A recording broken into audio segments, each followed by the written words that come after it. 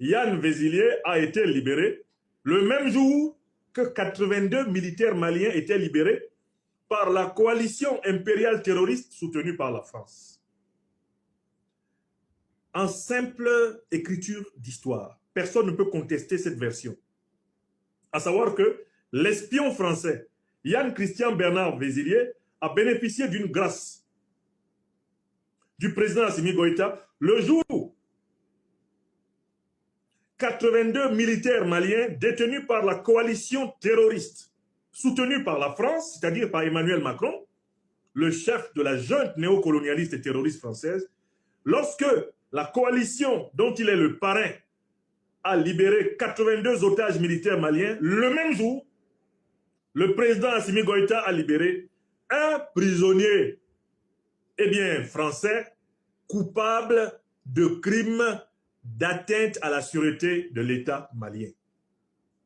Alors donc, je vous invite à écrire avec moi la phrase suivante. La libération de Yann Christian Bernard Vézilier coïncide jour pour jour, acte pour acte, à la libération des 82 otages militaires maliens. Donc, vous écrivez équation géopolitique et diplomatique Goïta égale 82 militaires maliens libres pour un militaire français libre. Écrivez cette équation-là et vous ajoutez une inconnue, plus X. Je recommence l'équation. L'équation diplomatique et géopolitique du leader du Mali, Assimi Goïta, s'écrit de la manière suivante. 82 otages militaires maliens libérés par la coalition terroriste JNIM-FLA dirigée par la France est égal à un militaire français impliqué dans la déstabilisation terroriste du Mali libéré.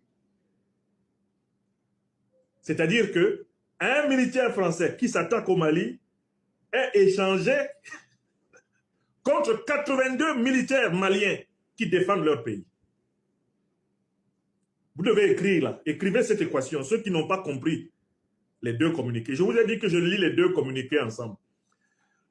On nous a tambouriné ici pendant très longtemps avec l'idée de 54 ou bien 57 militaires français qui seraient morts pour le Mali.